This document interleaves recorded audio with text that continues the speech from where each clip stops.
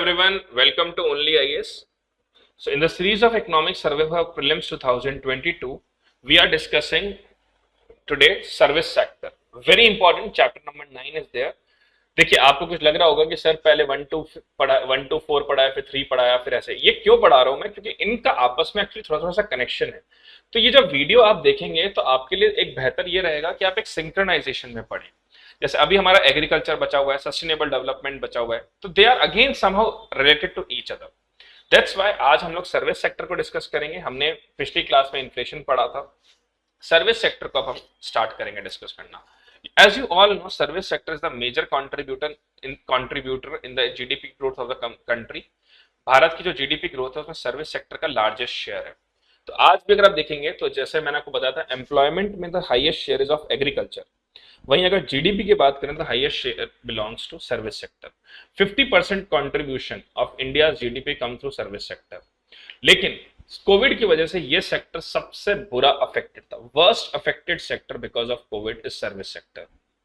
However government of India keep on improving this service sector. और service sector को improve करने के लिए the most important thing is that कि हमें हमारा सर्विस सेक्टर में कंपोनेंट अलग अलग है। आपको याद होगा पिछली क्लास में मैंने बताया था कि 80% जो हमारा सर्विस था वो हार्डवेयर, सॉफ्टवेयर और बिजनेस मॉडल पे था। लेकिन 20% जो हमारा था वो बहुत कम है in context of hospitality sector, in terms of real estate sector. And now because of COVID obvious सी बात है, ट्रैवल रेस्ट्रिक्शंस थे, इधर उधर ट्रैवल नहीं कर सकते थे, फ्लाइट्स बंद थी, and no person want to take the risk on his life. That's why कि हमारे ये जो सेक्टर्स थे, स्पेसिफिकली रियल एस्टेट हुआ या हॉस्पिटैलिटी हुआ, टूरिज्म सेक्टर हुआ, that is again actually worst affected. But now because the restrictions अब धीरे धीरे हट रही हैं, कोविड भी कम होता जा रहा है, लॉकडाउन भी नहीं है, तो again we expect that this sector will again grow. तो इसमें दो बहुत इंपॉर्टेंट चीजें आती हैं, दो इंपॉर्टेंट इसमें कंपोनेंट आते हैं। फर्स्ट इज कॉन्टैक्ट सर्विसेज और दूसरी होती है non contact services. Non contact services का मतलब है जिसमें डायरेक्ट कोई कॉन्टैक्ट नहीं है, जैसे information, communication, financial, professional services जो आप सीए से लेते हो, टैक्स एक्सपर्ट से लेते हो, बिजनेस सर्विसेज से लेते हो। ये सेक्टर बहुत बेहतर ग्रो हुआ। ये सेक्टर बहुत बेहतर ग्रो क्यों हुआ? क्योंकि देखिए software demands everywhere is there. फिर अब जब कोविड हुआ तो बच्चे स्कूल नहीं जा रहे थे, एडटेक कंपनीज बहुत अच्छा ग्रो करी, सॉफ्टवेयर ओबीएस है, जूम है, they all are growing very good. Financial services बेहतर हुई। जो फाइनेंशियल सर्विसेज देने वाले लोग थे उन्होंने ये बताया कि उन्होंने अपनी गाइडेंस दी, क्योंकि हर चीज जूम पे हो रही थी, हर चीज गूगल मीट पे हो रही थी, तो there is no issue as such, कोई इशू ही नहीं था किसी भी तरह का। बट जो हमारी कॉन्टैक्ट बेस्ड सर्विसेज हैं वो वर्स्ट अफेक्टेड थी।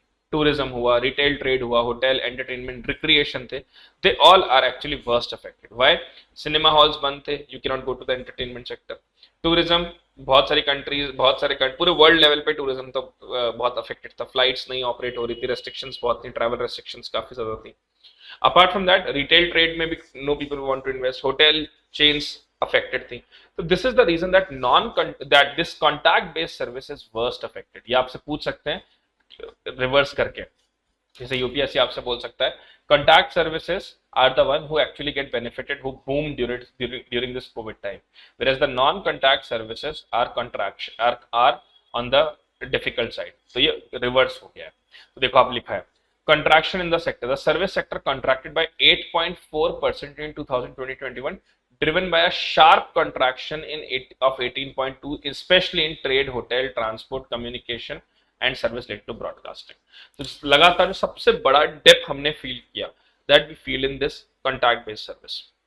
अब अगर बात करें ग्रॉस वैल्यू एडेड में, तो शेयर ऑफ सर्विस मैं आपको बता ही चुका हूं कि ऑलमोस्ट 50% है, और ये कम हो गया, 55% था इसका share in 2019-20, reduce to 53% because of decline in the contact based services. वहीं अगर मैं बात करूं कि जो अदर सर्विसेज जैसे पब्लिक एडमिनिस्ट्रेशन, डिफेंस है, और इसमें काफी रिकवरी हुई क्योंकि सरकार ने इसमें जबरदस्त एक्सपेंडिचर किया, आत्मनिर्भर भारत हुआ, नेशनल इंफ्रास्ट्रक्चर पाइपलाइन हुआ, तो these sector grow on a very good note. ठीक है, now Maharashtra and Karnataka are the top 2 contributors to the service sector. This is again a prelims fact. Maharashtra और कर्नाटका सबसे ज्यादा कंट्रीब्यूट करते हैं in this gross service act. अगर बात करें एफडीआई फ्लोज की, तो सर्विस सेक्टर लार्जेस्ट रेसिपिएंट था एफडीआई फ्लो का, एंड ऑब्वियसली वो होना भी था because India is the service industry of the world, India is the service capital of the world. तो इंडिया ने एफडीआई कंपोनेंट में काफी इंप्रूवमेंट किया। According to UNCTAD report, United Nation Conference on Trade and Development report, India was the 5th largest recipient of FDI in terms of service sector. पहले हम हमारी 2019 में 9th position थी, but we improved it by 4 places, and right now we are on the 5th place in terms of FDI receiving through service sector. Again a prelims question. अगर देखा जाए तो हम ग्लोबल सर्विस एक्सपोर्ट में we have 4.1% share, that's very huge, and we are in the top 10 service exporters, we are in the list of top 10 service exporter. इसमें जो सबसे important था, जो कि बहुत ही इंपॉर्टेंट है और आपसे पूछ भी सकते हैं प्रीलिम्स में, software export has the highest share. In this 4.1% share that we are contributing to the world, 48.5% share जो था वो सॉफ्टवेयर इंडस्ट्री का है, मतलब सबसे ज्यादा है। तो इसका मतलब भारत के सॉफ्टवेयर्स की डिमांड पूरे वर्ल्ड में बहुत ज्यादा थी, और वो होनी भी थी क्योंकि पैंडेमिक था, लोग इधर उधर जा नहीं रहे थे। The software sector is the one who actually receive a great flies. बात करें टूरिज्म सेक्टर की, तो क्योंकि वायरस पूरे वर्ल्ड में स्प्रेड आउट था, टूरिज्म सेक्टर पूरे वर्ल्ड का अफेक्टेड था। बहुत सारे जो कंट्रीज थे जो सिर्फ टूरिज्म बेस पे थे, उनको बहुत ज्यादा नुकसान झेलना पड़ा। फ्लाइट्स सस्पेंड हो गई थी मार्च 2020 में एंड एक्सटेंडेड टिल 28 सितंबर। अभी भी बहुत सारी जगहों पर पर्टिकुलर जगह से आने वाले लोगों को अलाउ नहीं किया गया। ठीक है, ऑब्वियसली भारत सरकार ने वंदे भारत मिशन के थ्रू जो हमारे रेसिडेंट्स थे, जो अलग अलग कॉर्नर्स में थे वर्ल्ड के, उनको वापस हमारे देश में लेकर आए। और भारत सरकार ने एयर ट्रैवल को बढ़ाने के लिए, टूरिज्म सेक्टर को बढ़ाने के लिए ट्रांसपोर्ट बबल भी स्टार्ट किया। What is this transport bubble? Transport bubble का मतलब है, जैसे इंडिया है ये, और सपोज करो ये है ब्राजील। अब इंडिया ब्राजील ने मान लीजिए ट्रांसपोर्ट बबल साइन कर लिया, तो इंडिया से फ्लाइट सीधा ब्राजील आएगी, ब्राजील से फ्लाइट सीधा इंडिया आएगी, बीच में कहीं हॉल्ट नहीं होगा। तो they can increase the air travel between these two countries, India and Brazil. This is called as transport bubble. अगर बात करें आईटी बीपीएम सर्विस की, information technology business process management की, ये मेजर सेगमेंट है इंडियन सर्विस का, और ये बहुत ग्रो हुआ, बहुत जबरदस्त ग्रो हुआ because of IT experts and because of service sector based industry. अगर बात किया जाए कि हमारे देश में सबसे ज्यादा जो इनफ्लो आता है वो कहाँ से आता है इन terms of IT BPM services, तो यूएस सबसे ज्यादा हमारे सर्विस इंडस्ट्री में कंपोनेंट है, फॉलोड बाय यूके।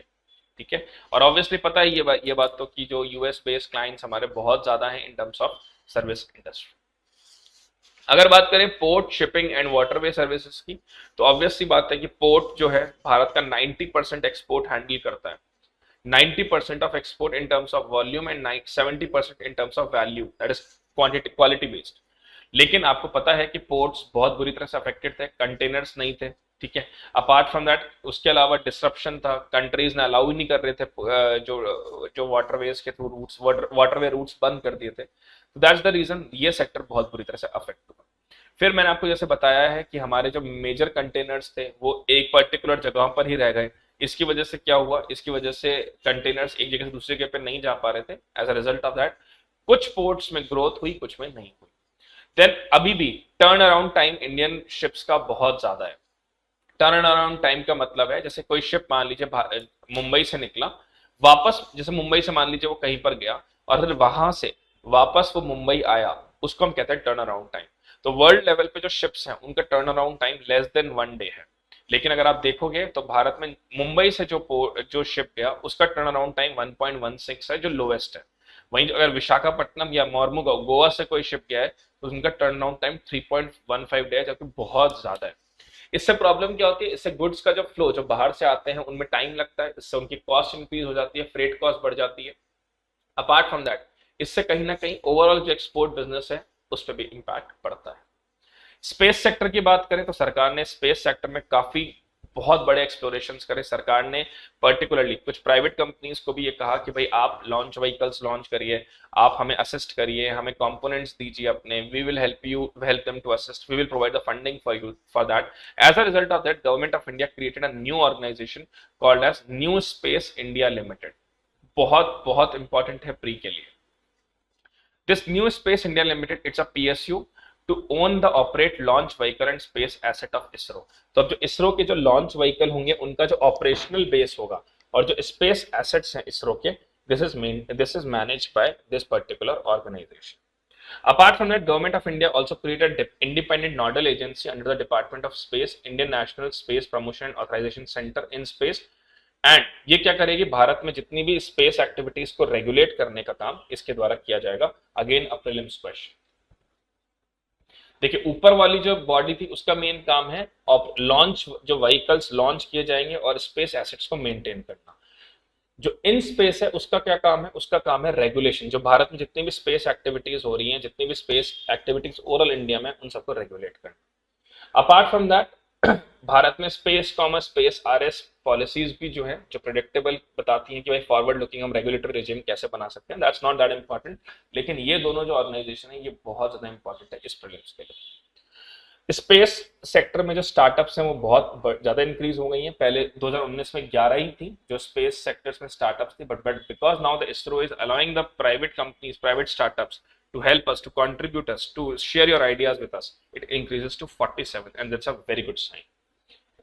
ओवरऑल अगर स्टार्टअप्स की बात करी जाए तो स्टार्टअप्स काफी ग्रो हुए भारत में। ओवरऑल अगर देखा जाए तो स्टार्टअप्स इतने ज्यादा इंक्रीज हो गए इंडिया में कि it is very well done.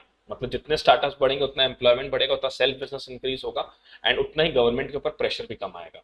अगर देखा जाए जो प्रीलिम्स का क्वेश्चन बनता है, जो Delhi has replace Bangalore as a startup capital of India, Bangalore को रिप्लेस करके दिल्ली में सबसे ज्यादा स्टार्टअप्स बन रहे हैं। हाईएस्ट नंबर जो है वो महाराष्ट्र में है इन टर्म्स ऑफ रिकॉग्निशन। ठीक है, और कहीं ना कहीं भारत में 44 स्टार्टअप्स ऐसे हैं those who reach the unicorn status. Unicorn status मतलब जिनका जो वैल्यू है, जिनका जो नेटवर्थ है that is more than $1 billion, $1 billion US dollar से ज्यादा उनकी नेटवर्थ है। If we talk about patents, तो नंबर ऑफ पेटेंट्स जो हैं जो हमने ग्रांट करें वो भी बहुत इंक्रीज हो गए। इट इंक्रीजेस टू 58,000 जो हमने पेटेंट्स दिए हैं। पेटेंट्स मतलब होता है जो स्पेसिफिक चीज के लिए दी जाती है। जैसे मान लीजिए जब कोविड आया, कोविड की वैक्सीन बनी, कोवैक्सीन, कोविशील्ड, फाइजर, मॉडर्ना, इन सब पे पेटेंट लिया जाता है कि no one else can do this, no one else can use the formula that we had used. India में पेटेंट्स जो ग्रांट करें वो भी बढ़ गए हैं। It's gone to 28,000 during this pandemic time. Whereas, लेकिन अभी भी भारत बहुत पीछे है in comparison to China, US, Japan and Korea in terms of granting of patent. वहां पर लैक्स में चल रहा है, we are still in thousands. Apart from that और क्या क्या है, सर्विस सेक्टर आज भी लार्जेस्ट एफडीआई इन्फ्लो में बता ही चुका हूँ। We improve the position. Unicorn status 44 को मिल गया। What is unicorn status? I told that valuation जिनका $1 बिलियन से ज्यादा हो, we called them unicorn status startup. Then transport bubble agreement हमने किया अराउंड 35 नेशंस के साथ। We had done with this transport bubble agreement, जिसमें हमारे जो एयरप्लेन होंगे वो सीधा उनकी कंट्री में जाएंगे, उनके एयरप्लेन सीधा हमारी कंट्री में आएंगे without any kind of halt, and to increase the transport business segment. Then Indian Navy ने ऑपरेशन समुद्र सेतु लॉन्च किया है ताकि जो इंडियन सिटीजन जो बाहर रहते हैं, जो ओवरसीज रहते हैं, उन्हें अपने देश में वापस लाया जाए because of Covid. Government of India started the operation Samudra सेतु। जैसे वंदे भारत था, इसे फ्लाइट से लेके आया जा रहा था, वहीं जो समुद्र सेतु ऑपरेशन था उसे सी के माध्यम से लेके आया जा रहा था। वहीं अगर बात करी जाए इसके लिए कौन कौन से शिप्स डिप्लॉय किए गए थे, ये बहुत इंपॉर्टेंट क्वेश्चन है प्रीलिम्स के लिए। आईएनएस जलेश्वर एंड आईएनएस मगर, ये दो शिप्स थे जिनको हमने डिप्लॉय किया था इस पर्पस के लिए अंडर ऑपरेशन समुद्र सेतु, जिससे लोगों को वापस से विदेशी देशों से भारत में लाया जाए।